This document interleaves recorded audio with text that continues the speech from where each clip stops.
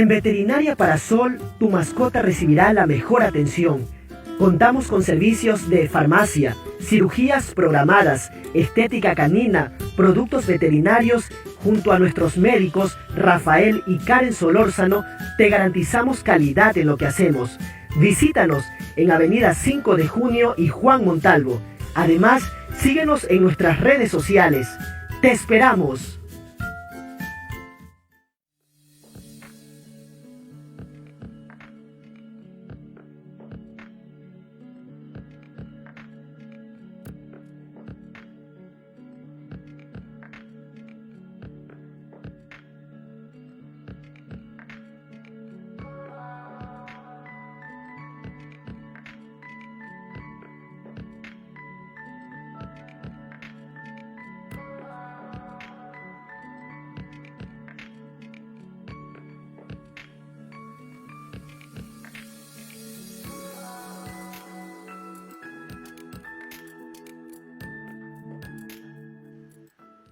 ¿Qué tal, amigos de Crónicas Invisibles? Bienvenidos a una emisión más de Mirada Latam. El día de hoy traemos un tema que es la crisis carcelaria en Ecuador. ¿Cesará la violencia? Tenemos para eso a dos expertos. Uno de ellos es Juan Javier Santos Salvador. Él es abogado. También tenemos, por otra parte, a Miguel Santos Burgos, que también es abogado experto en derechos humanos. Le damos la bienvenida primero a Juan Javier Santos Salvador para que pueda saludar al público de Crónicas Invisibles. Juan Javier, ¿qué tal?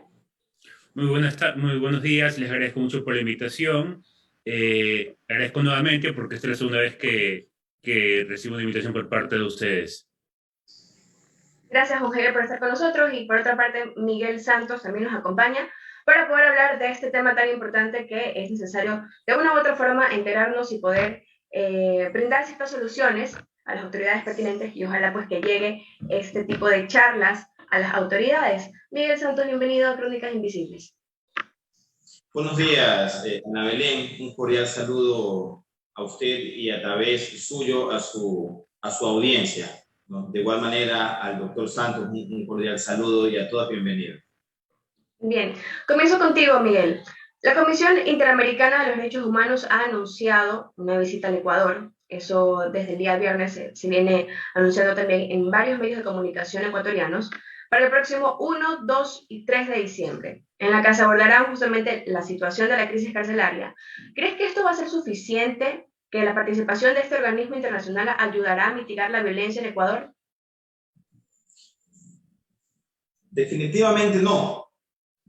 La Comisión Interamericana es un órgano del sistema interamericano cuya finalidad es investigar, recabar indicios, establecer algún tipo de elementos que puedan servir de base para la presentación de una demanda contra el Estado ecuatoriano ante la Corte Interamericana de Derechos Humanos.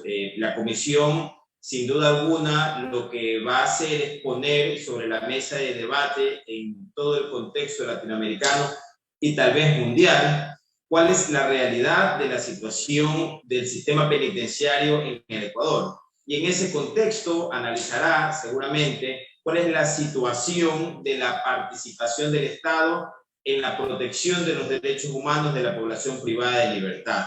Y obviamente saldrá a la luz las circunstancias de la violencia carcelaria y cómo ésta se ha ido gestando, y sobre todo el dato real de las consecuencias de esta, que podrían o no derivar dependiendo de la información recabada, de los criterios con los que la Comisión invite a las organizaciones no gubernamentales, al propio gobierno y a la ciudadanía a responder las preguntas que hagan, a presentar los documentos que requieran. Yo creo que es muy valioso que la Comisión venga porque es un órgano internacional imparcial y va a permitir superar este debate interno en el país entre que aquellos que cuestionan la capacidad de gestión gubernamental están afiliados o son simpatizantes de una determinada corriente política, mientras que los que tienen una postura un poco más de apoyar la gestión institucional son pro gobierno. Yo creo que hay que superar esa discusión de adjetivización, de determinar a las personas si están en el lado A o en el lado B, y dar un paso hacia la evolución en el pensamiento crítico como un aporte de la ciudadanía a la construcción colectiva de la democracia y el buen gobierno. Bien, efectivamente sí es necesario lo que tú comentas. Sin embargo, en Ecuador pues no se han dado así, se han dado posturas diferentes, y creería también que la intervención de este organismo internacional va a ayudar bastante, al menos para tratar de buscar un punto medio y poder solucionar ciertos problemas. Pero no sé cuál es tu opinión, Juan Javier, respecto al tema. Con respecto a la Comisión Interamericana de Derechos Humanos que está viniendo por acá, es necesario tener un imparcial. Tenemos la visión del gobierno, tenemos la visión de los defensores de derechos humanos acá, y por lo tanto estoy de acuerdo con mi colega aquí presente en que tenga que haber un organismo internacional del cual el Ecuador es parte, justamente porque suscribimos el Pacto de San José, para que nos dé una visión más amplia de lo que está sucediendo. Recordemos que el Estado es garante de las vidas de las personas, y los reclusos, aunque a muchas personas no les guste, tienen derechos humanos y el Estado tiene que garantizarlos. Si alguien fallece, quien responde es el Estado por su ineptitud. Por lo tanto, sí es necesario que un tercero se involucre, que no tiene nada que ver, o sea, tiene que un tercero del cual el Estado es parte, pero que está por encima del Ecuador en el tema, porque en nuestra Constitución, en la Constitución ecuatoriana, todo aquello que otorga mayores derechos y todo aquello, los tratados internacionales, están por encima de la Constitución. Por lo tanto, sí hay que respetar y permitir que la comisión realice una investigación. Ahora, este tratado de San José que comentas, Juan Javier, ¿le ha hecho algún tipo de daño o va puesto en desventaja a Ecuador con la crisis carcelaria que ha tenido en estos últimos tiempos? Por supuesto, aquí, ¿mío o al doctor Santos? Juan Javier, sí. Sí, no, para nada, todo lo contrario. La comisión y la corte, gracias, es bueno que exista, porque gracias a ella muchas injusticias han podido, que se han cometido en el país, han logrado tener una buena, al final una sentencia de la Corte que ha dictaminado que el Estado ecuatoriano ha violado los derechos, porque en Ecuador, digamos que la realidad es que en Ecuador no hay seguridad jurídica, los jueces muchas veces, casi siempre, no actúan en derecho. Por lo tanto, sí es muy bueno que exista este tercero imparcial. Con respecto a las resoluciones de ellos sobre derechos humanos, eso no tiene nada que ver el hecho de la crisis carcelaria. La crisis carcelaria, el Estado tiene que garantizar que los reclusos o personas privadas de libertad, pero los reclusos, la palabra reclusos justamente recoge estas cuatro palabras. El Estado está obligado a garantizar la vida y sus derechos humanos, derecho a la defensa, derecho a no perder contacto, a derecho a ser oído, etc.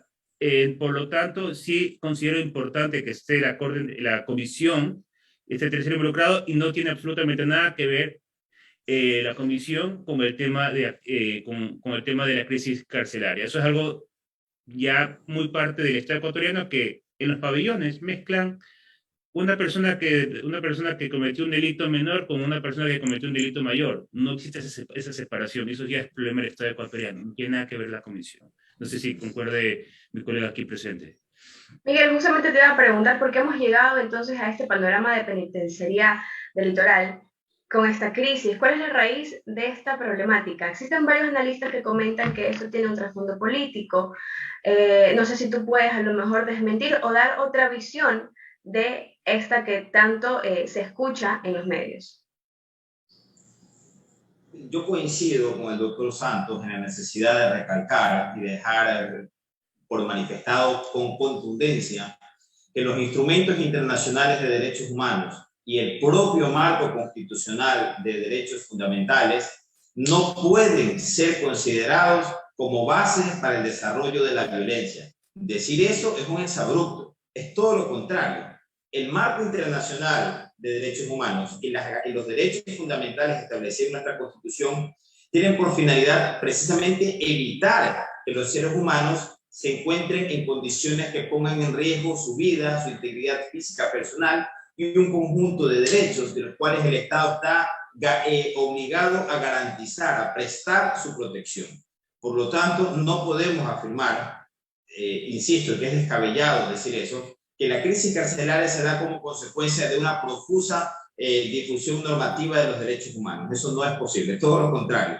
Los derechos humanos tienen por finalidad establecer las condiciones para vivir en una sociedad armoniosa y de paz. Mire, Ana Belén, yo no podría determinar con exactitud cuáles son las causas de la crisis carcelaria, pero sí podría atreverme a decir lo que no es el motivo de la crisis carcelaria. El primero ya lo dije, ¿verdad?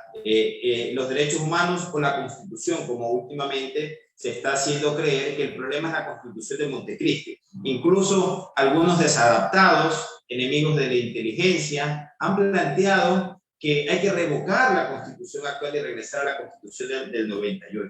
Eso es una afrenta para los millones de ecuatorianos que entendemos que la Constitución constituye una barrera normativa de defensa de los ciudadanos contra el Estado. Mantenerla no solo es nuestra obligación moral, sino que además es nuestro compromiso como ciudadanos, porque esa Constitución, si bien se hizo dentro de un gobierno, fue construida y aprobada por los ecuatorianos.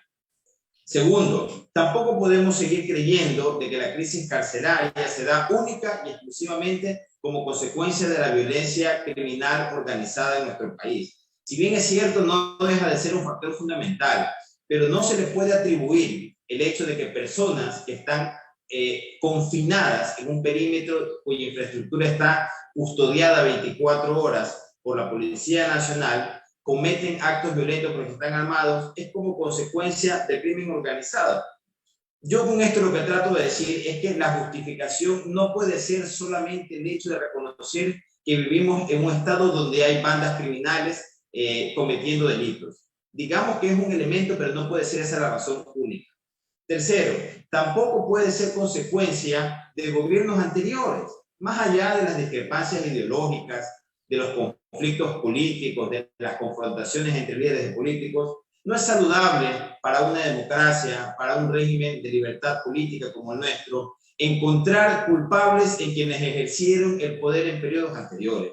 Eso más bien debilita la institucionalidad pública y hace que el debate se construya sobre premisas equivocadas. Yo más bien creo, Ana Belén y amigos que nos están escuchando y viendo, que el problema sustancial del país es la falta de presencia del Estado. Y eso obedece a la falta de un liderazgo fuerte que haga que las personas en el país sientan que ante el incumplimiento de una ley serán sancionados.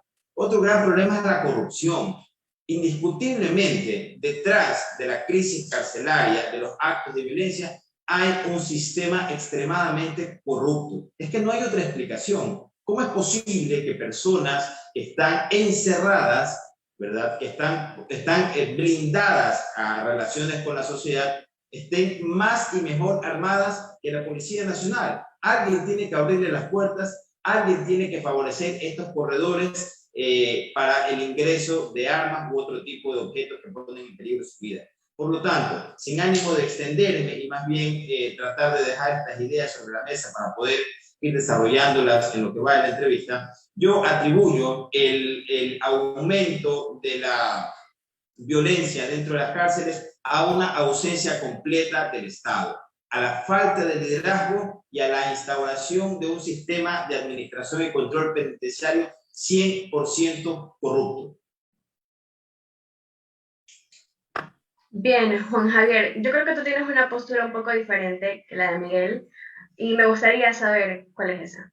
Sí, justamente en el año 2008 advertíamos de los peligros de la Constitución de Montecristi, muy aparte de que es hiperpresidencialista, el hecho de que se crea una Corte Constitucional que no es parte de ninguna función del Estado y por lo tanto puede esta Corte Constitucional interpretar todo lo relacionado a la Constitución y no solo eso, sino cualquier norma jurídica, declarar su constitucional, etc. O sea, una corte muy poderosa.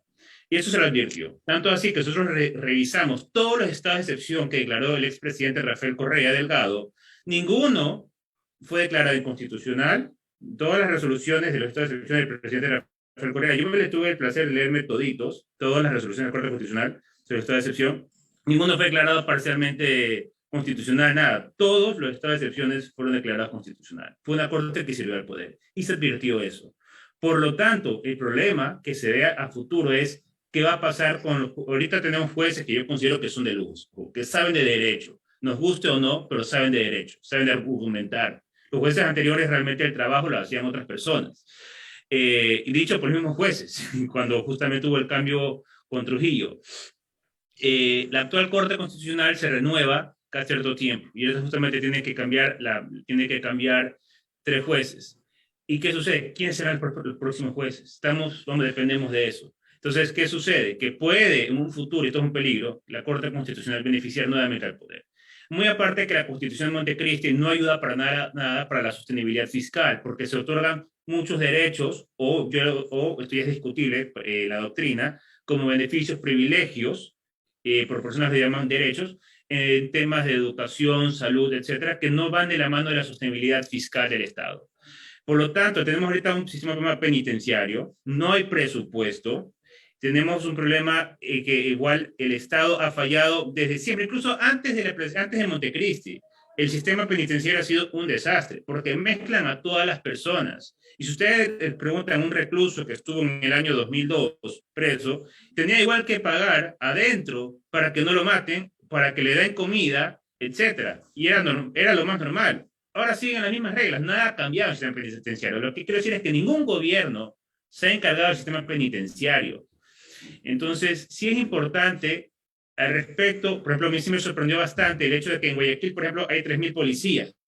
Nada más, solamente 3.000. Van 500 policías a la prisión, al centro al penitenciario litoral. Hay 500 policías dando vueltas en Guayaquil. Esta información la obtuvo el mismo gobernador Pablo Rosemena, que lo indicó en una rueda de prensa el sábado pasado en el ECO 911, o hace 2 sábados, no recuerdo. Entonces, ¿qué sucede? Hay menos fuerza pública en la ciudad, no dan los números. ¿Y qué sucede? La Corte Constitucional resolvió, nos guste o no, que tienen que estar las Fuerzas Armadas en el perímetro externo. Entonces, pueden estar en el perímetro externo, pero estamos hablando en un centro penitenciario que tiene capacidad para 5.000 personas, según lo mismo indicado por también Tania Varela, la comandante de la policía, tiene para 5.000 personas, hay 8.000 personas, de los cuales muchos están armados. Entonces está en desventaja el Estado con los reclusos. Entonces no pueden ingresar las Fuerzas Armadas. También pienso que sería un exabrupto que ingresen las Fuerzas Armadas a los pabellones y comiencen a disparar o algo, porque eso podría conllevar a que luego el Estado sea, no el Estado, sino los miembros actuales del gobierno y que tomen decisiones sean juzgados por la Corte Interamericana de Derechos Humanos en un futuro. Pero al menos sí es necesario que estén los números para que puedan ingresar a los pabellones y tomar el control. El tema que se lleva adentro lo conozco bastante justamente porque las conversaciones que uno va a poder obtener con el gobernador, y sucede que la policía va a la entrada para tener armas, para requisar armas, pero por los huecos que tienen está pasando las armas a la parte de atrás, entonces luego los policías van y siguen pasando las armas adelante. Eso es un problema de los pabellones. Entonces, ahorita estamos en una desventaja muy grande en el tema de la penitenciaría. Y yo espero que el Estado pueda lograrlo, pueda ingresar más policías, traer policías de otras provincias, hay 50.000 policías a nivel nacional, para que puedan tener el control y sacar a los reclusos y dividirlos por la categoría de delitos, porque no es posible que una persona que cometió un delito de cuello blanco esté metido con una persona que cometió 8 asesinatos. No es posible mezclar a los reos. En otras partes del mundo sí se los separa por su peligrosidad. Aquí en Ecuador no, pero eso, como indiqué, es desde siempre. O sea, estamos hablando de esto que lleva muchos años, este problema. Y eso sí es algo que el Estado ahora le toca al gobierno. Les guste o no, tenemos Montecristi, que no es una constitución que estoy de acuerdo, pero eso ya es mi opinión personal, pero ya le toca al Estado, con las armas que tiene, poner en orden el sistema penitenciario, que ningún gobierno ha tomado no ha tomado manos en el asunto. Gracias.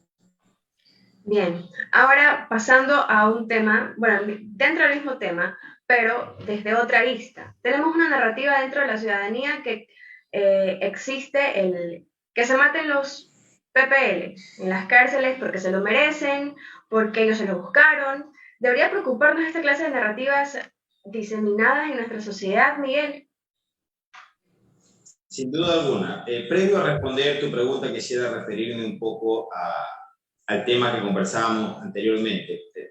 La Constitución de Montecristi no es hiperpresidencialista. Digamos que esa es una muletilla que se ha pretendido incorporar en el pensamiento social para acusar que se correspondía con el ejercicio de un gobierno propiamente dicho. Las atribuciones establecidas para el presidente de la República en la Constitución de Montecristi son incluso menores a las que estaban en la Constitución de 1998. Solo por poner un ejemplo, el establecimiento de que si el presidente disuelve la Asamblea, él también pierde su cargo. Eso es una innovación, obviamente, de la Constitución del 2008, no contemplada en la Constitución del 98, donde el presidente podría disolver el Congreso y seguir en funciones, ¿no? Quiere decir que aquí se le corta al presidente una posibilidad. No es cierto que la Constitución era hiperpresidencialista. Sigue teniendo el poder de veto, sigue teniendo la posibilidad de ser enjuiciado políticamente, sigue sometido al control de constitucionalidad, en fin, tiene exactamente las mismas condiciones. ¿Ya? Por lo tanto, el problema no es la Constitución. Y que la Corte Constitucional no esté subordinado a ninguna función del Estado es precisamente para garantizar la independencia en la toma de sus decisiones. Ya existía adicionalmente antes el Tribunal Constitucional, que pasó a ser una Corte Constitucional en la Constitución del 2008. Por lo tanto, es una garantía de administración eficiente de la Constitución. La Corte no puede cambiar la Constitución, su deber es interpretarla en tanto el procedimiento establecido en la ley correspondiente. Y otra cosa, los problemas que enlistó el doctor Santos se refieren a ejecutabilidad, a ejercicio de las funciones, no a la norma. Es decir, la Constitución no dice que las personas privadas de libertad deben portar armas. Eso no lo dice en ningún momento. Dispone que el sistema de rehabilitación buscará, que el sistema penitenciario buscará la rehabilitación, la reinserción, la reeducación de las personas privadas de libertad. No establece en ningún lado un marco permisivo para la violencia. Que la policía esté en desventaja respecto de la cantidad que están armados los reos, eso es ineficiencia pura, corrupción. No hay otra explicación, no hay un marco legal que favorezca este sentido. Por lo tanto, el Estado constitucional de derechos y justicia es claro en las atribuciones que le corresponden a cada institución. Que se ejerzan mal, que hayan malos funcionarios, eso ya es un defecto de la aplicación de las normas, no de la norma en sí. Sin duda, Ana Belén, es preocupante que la ciudadanía empiece a creer en un derecho penal del enemigo sancionatorio, en el sentido de que los presos deben morir. Las personas privadas de libertad solo tienen limitado un derecho, que es el derecho a la libertad de tránsito. De allí gozan de todos los derechos que tenemos los ecuatorianos. Derecho a la libertad de culto, incluso derecho a la educación, derecho a la recreación, derecho a ver a su familia, tienen todos los derechos, salvo la libertad de tránsito, que les está limitada por un periodo determinado en un marco judicial. No obstante, se podrían acoger algunos de los beneficios de las reducciones penitenciarias. Por lo tanto, la ciudadanía tiene que entender que la violencia generada como consecuencia del avance de la criminalidad, que casi siempre es concomitante con la ausencia del Estado. Mientras menos Estado haya, mientras menos institucionalidad exista en la sociedad, mientras menos liderazgo, mientras más falencias encontramos en las instituciones públicas, mientras menos respeto ameritan las instituciones del gobierno, más aumenta la criminalidad, más aumenta el incumplimiento de la ley. Es cuestión de revisar los datos fiscales, por ejemplo. Cuando hay un gobierno firme que se encarga de ejecutar claramente sus atribuciones legales y constitucionales, entonces hay una alta recaudación de impuestos. Entonces hay una reducción en la criminalidad, hay una eficiente administración de justicia, porque hay un Estado que funciona, que está ordenado. Cuando un Estado no funciona, pasan cosas como, por ejemplo, que le hackeen la base de datos a CNT, o que le hackeen la base de datos a NT, o que se asesinen las personas privadas de libertad entre sí dentro de los pabellones penitenciarios.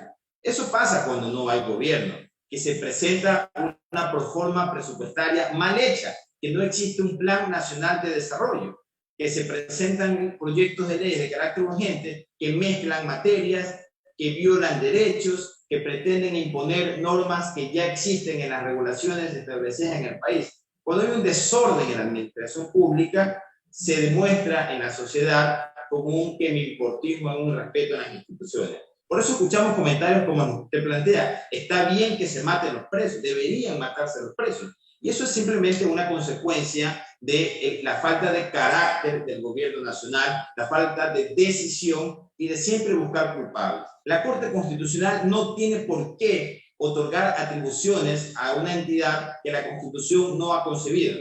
No pueden porque no tienen poder constituyente. No está allí para crear normas constitucionales. está allí para evitar que las normas legales o los actos administrativos, incluso los actos de privado, vulneren los derechos establecidos en la Constitución. Es una corte a la que hay que acudir, tocar la puerta, presentar una acción y esperar una respuesta. No se le puede solicitar a la Corte Constitucional que conceda atribuciones que la ley no, que la Constitución no ha establecido completamente. Para concluir esta parte, es peligroso que los ciudadanos empiecen a tener este tipo de pensamientos y que den como cierto la necesidad de que la gente se mate entre sí. Esto pone de manifiesto una gran fragilidad en la sensibilidad y el respeto a la vida humana. Correcto, los delincuentes merecen ser sancionados. Las personas que cometen delitos merecen recibir todo el peso de la ley. En eso estamos completamente seguros. Los fiscales tienen que hacer bien su trabajo. Los jueces tienen que hacer bien su trabajo para que las personas puedan ser sancionadas de conformidad con la ley. En eso estamos completamente de acuerdo. Pero en el Ecuador no hay pena de muerte. La Declaración Americana de Derechos Humanos prohíbe que los países que no tienen pena de muerte la puedan asumir. Lo que nosotros debemos mirar es hacia la consolidación de un Estado que respete la ley, que haga posible que el sistema penitenciario contribuya con la reinserción social, que haga posible que las personas privadas de libertad no tengan armas, así de simple, que controlen las cárceles. Eso es todo. No puede ser posible que después de la matanza del día viernes todavía el gobierno diga públicamente que no puede controlar determinados pabellones. Eso es una falencia clara del Estado. Eso no tiene culpa la norma, mucho menos la Constitución y peor la Corte Constitucional. Juan Javier, ¿cómo más puede repercutir estas violencias que se están dando dentro de la penitenciaría litoral en la ciudadanía? Ya Miguel comentaba algo al respecto, pero si puedes profundizar un poco más acerca del tema. Sobre la que personas piensen que está bien que maten a los reclusos, por eso. Así es, esa narrativa la escuchamos. Respecto a una cosa, la Constitución sí es hiperpresidencialista, y no coincido más con mi colega, justamente fue un traje a la medida para todo lo que quiso hacer un presidente que tuvimos. Pero bueno, volviendo al tema, lo que sí quiero indicar es que es mal que piensen eso, porque muchas personas, aparte, muy aparte de que la persona haya cometido el delito y ya hay una sentencia ejecutoriada que lo haya condenado por tal delito, esa persona tiene derecho a rehabilitarse. Pero en los centros penitenciarios uno sale con un doctorado en criminalidad, porque no existe, y esto es desde siempre, no ha existido en los centros penitenciarios rehabilitación. No existe. Eso es, nosotros leemos, por ejemplo, las resoluciones del SNAI, que antes era el Ministerio de Justicia, Ministerio de Justicia, Derechos Humanos y Cultos.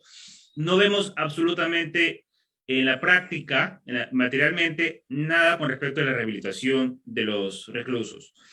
También es importante algo a recalcar. Muchas personas que murieron eran personas sin sentencia. Por lo tanto, se presume la inocencia. Aquí en Ecuador, gracias a Dios, existe la presunción de inocencia. ¿Y qué es lo que sucede? Que en la práctica, para que litigamos en el ámbito penal, sabemos la corrupción que existe. Y lo que piden los fiscales siempre es prisión preventiva, y espero que ahorita les arda la conciencia con lo que sucedió en la masacre del viernes.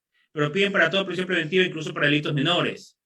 Entonces, ¿qué sucede? Tenemos una cárcel, un centro penitenciario repleto de reos, con bandas, etcétera, una persona que cometió un delito, inclusive ni siquiera que haya cometido un delito, una persona que estuvo consumiendo estupefacientes prohibidos por la ley, y el consumo no está penalizado, pero sí está penalizado, por ejemplo, el tráfico, y está por tráfico a pesar de que no hizo tráfico. Porque eso sucede en la práctica. Lamentablemente hay mucha gente inocente ahí. Y si una persona igual cometió el delito, tiene derecho a rehabilitarse, y eso ya le compete al Estado, y desde siempre le ha competido, rehabilitarlo, sea por la Constitución que teníamos antes, el 98, sea por la Constitución de ahora, con las normas jurídicas de antes, con las normas jurídicas de ahora, le compete al Estado rehabilitar a los reclusos. Lamentablemente eso no existe. Si uno va a la cárcel, se va a un centro penitenciario, sea el 4, sea la Tacunga, lo que sea, va a salir con un PhD en delinquir, en criminalidad y cómo hacer más delitos. No existe la rehabilitación. Eso es una fábula, un cuento aquí en Ecuador. Entonces, en las normas jurídicas tenemos algo bonito, pero en la práctica no. Y es porque no se ejecutan las normas, como indicó mi colega. No se ejecuta la ley, no se ejecuta lo que debe ser. Y parte de ello es por el tema también de la sostenibilidad fiscal. No hay tampoco dinero para ejecutar estas obras, pero tiene que ver el gobierno como administrador cómo lo hace. Gracias. Estamos conversando con Juan Javier Santos y Miguel Santos Burgos acerca del tema de la crisis carcelaria. Agradecemos a las personas que están conectadas con nosotros y ya estamos llegando a la parte final de esta entrevista, de esta charla que hemos tenido y que ha sido muy orientadora en cuestión pues, de leyes y lo que está pasando aquí en Ecuador. Ahora, en los últimos días se ha anunciado que algunos PPLs que fueron asesinados en el pabellón 2 se trataba de personas, como ya lo comentaba con Javier, personas que no tenían sentencia, que no tenían nada que ver con los líderes de ciertas bandas, etc. Que a lo mejor también en su caso se encontraba la herida por alguna ineptitud de los funcionarios que tenemos en Ecuador, pero ¿por qué se está dando esta situación? ¿Qué es urgente que se debe cambiar para ver una luz al final del túnel, Miguel? Bueno, continuando con el tema de la relevancia o no del marco constitucional en esto, esta constitución que se acusa de hiperpresidencialista no terminó su vigencia cuando terminó el gobierno del presidente Rafael Correa, porque el presidente Moreno ejerció 4 años con la misma constitución, el presidente Lazo está ejerciendo con la misma constitución. Si fuera hecha un traje a medida de una persona, hubiera sido inaplicable en los gobiernos que he mencionado. En todo caso, el traje que se diseña en la Constitución es para el que ejerce la presidencia de la República. Así que no podemos comparar liderazgo, capacidad, características con las normas constitucionales. Que un presidente ejerza el gobierno de una determinada manera no quiere decir que la Constitución está diseñada para esa persona, porque la Constitución está vigente. Le sirve exactamente para todo al actual presidente Guillermo Lazo. Por lo tanto, digamos que sigue siendo un cliché hablar de hiperpresidencialismo. Lo segundo, obviamente, ahí coincido plenamente con el doctor Santos, es un problema de administración de justicia y sobre todo de investigación fiscal. Para que haya una prisión preventiva, que es una medida precautelatoria de última ratio, es decir, que se debe de tomar como última decisión, porque existen otras formas para garantizar la comparecencia del imputado con el proceso, que es la finalidad de la prisión preventiva, evitar la fuga, evitar la destrucción de pruebas, debe pues existir elementos claros y suficientes de que esa persona ha participado desde cualquiera de los niveles de participación criminal, autor o cómplice. Pero eso no pasa, que es lo que tenemos acá, que los fiscales manifiestan su trabajo desde un punto de vista cuantitativo. Mientras más presos tienen, mejores fiscales son. Cuando los que hacemos litigación sabemos pues la poca calidad académica que tienen los fiscales, la pésima capacidad de investigación que tiene la Policía Nacional y por lo tanto la prisión preventiva se ha convertido en una especie de garantía de la ineficiencia del trabajo de los fiscales.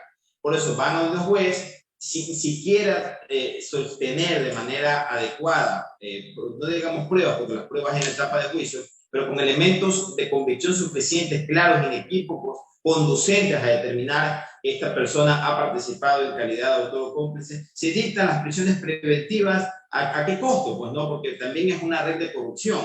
Para evitar que te dicten la prisión preventiva, que debería ser la excepción, pero actualmente es la norma, toda persona que va a una audiencia de flagrancia, de formulación de cargos, inmediatamente dictan la prisión preventiva, es buscar que las familias de estas personas paguen un dinero para evitar, ¿no? Entonces, el hacinamiento carcelario sí se da en gran medida como consecuencia de este sistema de administración de justicia corrupto e incapaz de entender que el proceso es un medio para la realización de la justicia, que la vendetta pública se debe dar en el marco de las garantías del debido proceso, y que la prisión preventiva debe ser utilizada única y exclusivamente en aquellos casos donde el riesgo de fuga es latente, donde los fiscales pueden demostrar que esta persona debe estar privada de la libertad provisionalmente mientras el proceso se desarrolla.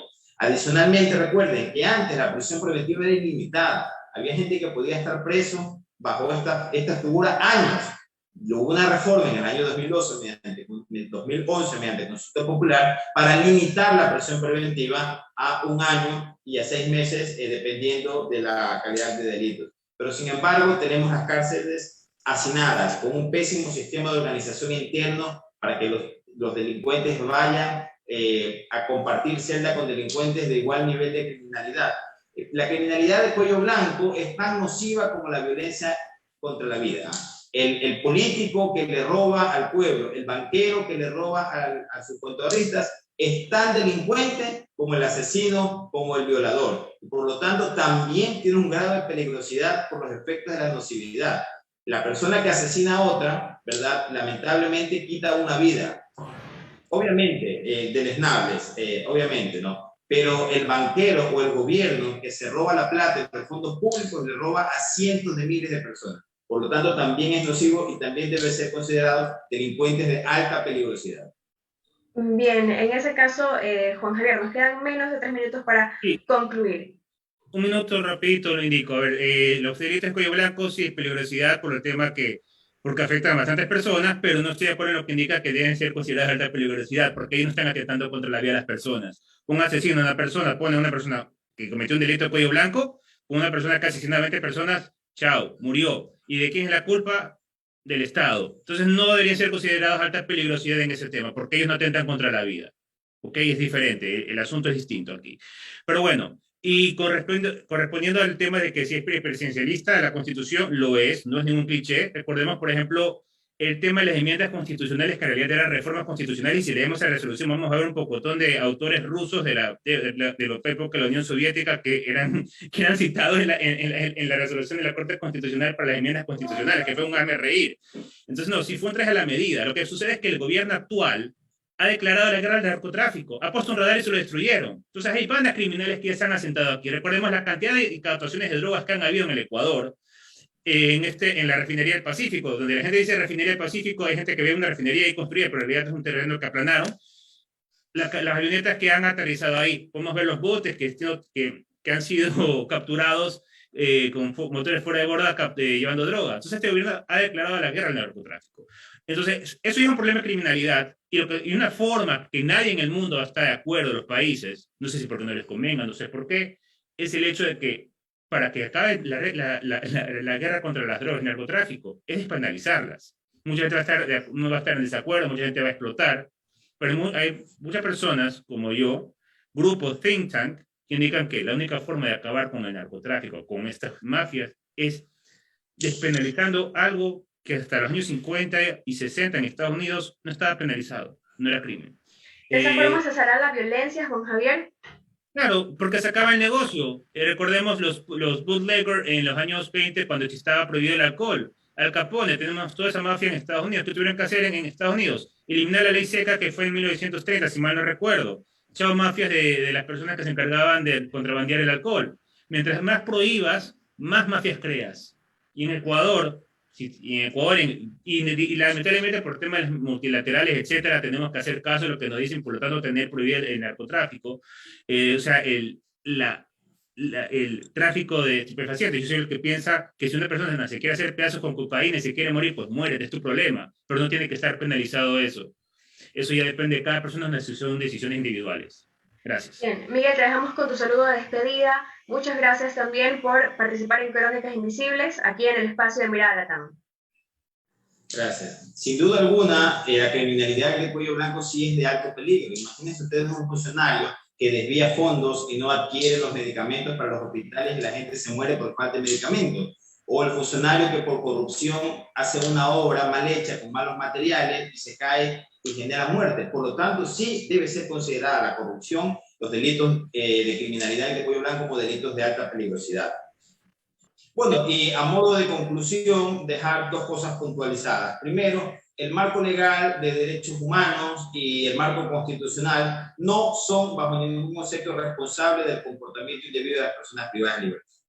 Y segundo, la responsabilidad en la ejecución de la política pública de prevención de la violencia es del gobierno central a través de sus instituciones. ¿Dónde está la responsabilidad de lo que pasa en el país? En la falta de liderazgo, en la ausencia de Estado, en la debilidad de las instituciones llamadas a controlar y a prevenir la violencia. Yo hago un llamado de solidaridad a la ciudadanía, a unirnos en un solo pensamiento. Debemos volver a vivir en un territorio de paz. La violencia no se elimina ni se controla con más violencia. Eso equivale a echarle gasolina al fuego para que se apague. Debemos asumirnos como que la única posibilidad de vivir en una sociedad de paz, sana es con el comportamiento adecuado de los ciudadanos. De nosotros depende regresar a la calma. Javier, te dejamos con tu saludo de despedida y te agradecemos también por estar aquí en Crónicas Invisibles. Mi conclusión es la siguiente. El Estado está ahorita justamente, podemos decirlo, en indefensión con respecto a las bandas criminales que se encuentran en el Ecuador. Podemos ver justamente lo que sucedió anteayer, que secuestraron a una chica, en temas entre bandas entre los lobos y los choneros, etc. El gobierno de Lazo le tocó este problema y tiene que resolverlo. Tiene las herramientas para hacerlo y no le queda de otra. Tiene que resolver esto de aquí, tiene las herramientas jurídicas, tiene absolutamente todo para poder hacerlo. Un problema muy grande es que la policía, si nosotros vamos ahí, si no me equivoco, unos 500 policías procesados, muchos con prisión preventiva, porque en Ecuador, y esto por un tema también bastante corrupción que existe en el Ecuador, es que los policías son procesados en el cumplimiento de su deber. Cuando han tocado disparar a alguien y ha quedado herido, obviamente el policía termina procesado, termina preso. Entonces, los policías, ni los mismos policías, y esto justamente esta información la tuve justamente el mismo gobernador, los mismos policías ni siquiera quieren ingresar a los pabellones, porque si disparo y mato, tienen ese miedo de que sean procesados, por más de que están cumpliendo con su rol, con su deber adentro de las penitenciarías. Pero ni los mismos policías, como indiqué, quieren actuar en eso. Tienen miedo de ser procesados. Es por ello que el presidente, si no me equivoco, dijo que iba a enviar un proyecto de ley de defensa, algo, justamente para tratar el tema de los policías. Entonces, tenemos un problema estructural y es que el gobierno tiene las herramientas, tiene la policía para dar las órdenes, pero la policía en la práctica no quiere tomar ese riesgo, los cabos, de disparar para luego ser procesado. Entonces es un tema estructural que tiene que cambiar y que está arraigado justamente en las normas jurídicas que tenemos. El uso progresivo de la fuerza, por ejemplo, que fue derogado en la resolución número 117, no recuerdo el nombre, no fue derogado, fue declarado inconstitucional por parte de la Corte Constitucional hace un tiempo. Entonces hay que buscar alguna forma, y por eso me parece bien que hayan tomado contacto el gobierno con Israel, Estados Unidos, Colombia y España, para asesorarse, para ver cómo estos países toman el uso progresivo de la fuerza y cómo tratan el sistema penitenciario. Entonces, como conclusión, espero que el gobierno pueda resolver el sistema penitenciario, que tengan la sostenibilidad fiscal para mantener esto y puedan acabar con las bandas que se encuentran en los pabellones y que entre ellos se están peleando. Gracias. Muchas gracias a todas las personas que están conectadas con nosotros. Síganos por redes sociales, nos encuentran como Crónicas Invisibles en Facebook y en YouTube. También estamos en nuestras plataformas digitales. Muchas gracias, Juan Javier Santos, Miguel Santos, y yo me despido. Ana Belén Santos, será hasta una próxima ocasión.